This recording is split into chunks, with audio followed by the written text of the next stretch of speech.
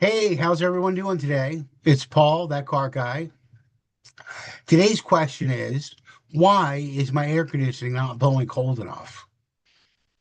Mm. When your car air conditioner isn't blowing cold as it should, it turns even a short drive into an uncomfortable experience, especially during hot and humid days. If you notice your vents pushing out lukewarm air or taking longer than usual to cool down, your vehicle may be dealing with an underlying issue. The good news is that many AC problems are common and can be diagnosed early before they turn into bigger concerns, meaning get it checked out early and it's probably going to cost you a lot less. Let's talk about how your AC system works. You got several major components to your AC system. First, you have the compressor, which circulates refrigerant through the system. You have a condenser, which removes the heat from the refrigerant. You have an evaporator, which cools the air before it enters the cabin. And of course, you have the refrigerant itself. It's a substance that absorbs and releases heat. Common reasons your AC isn't blowing cold: low refrigerant levels. One of the most common reasons for weak or warm air is low refrigerant. What you may notice is air is cool but not cold. The cooling performance generally worsens over time. Why it matters. Refrigerant doesn't get used up. If it's low, there's likely a leak that needs attention. If you have a refrigerant leaks, they can occur in hoses, seals, and other components. Again, what you may notice is AC stops cooling altogether, or hissing sounds or oily residue near the components. Why it matters? A leak not only reduces cooling performance, but can also damage other parts of the system. Weak or failing compressor.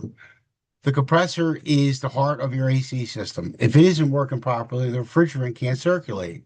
What you may notice, again, is the air blowing warm, strange noises when the AC is turned on, or the air conditioning is working intermittently. Why it matters? Without a functioning compressor, the system cannot produce cold air.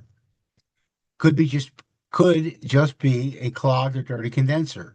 The condenser sits in front of your vehicle and become blocked with dirt, debris, or bugs. You may notice AC works better at highway speeds than in traffic, or reduce cooling performance overall. Why it matters: if heat can't be released properly, the system can't cool efficiently.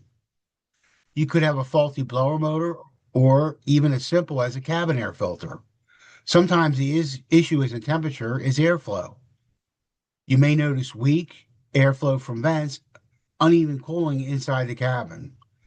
Why it matters: a clogged cabin air filter or failing blower motor can make it feel like your AC isn't working, even if it is. It could be electrical or a sensor issue. It could be a problem with a blend door or a climate control system. Your AC has to work harder when the outdoor temperatures are extremely high. It only has the ability to cool so much. The higher the temperature, the lower the cooling is in your vehicle. Humidity levels are elevated. The vehicle has been sitting in the sun. What you can do right away: check and replace that cabin air filter if needed.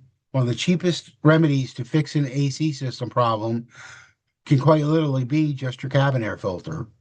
Make sure nothing is blocking airflow in front of the vehicle. Run the AC on max settings briefly to test performance, and pay attention to unusual noises or smells.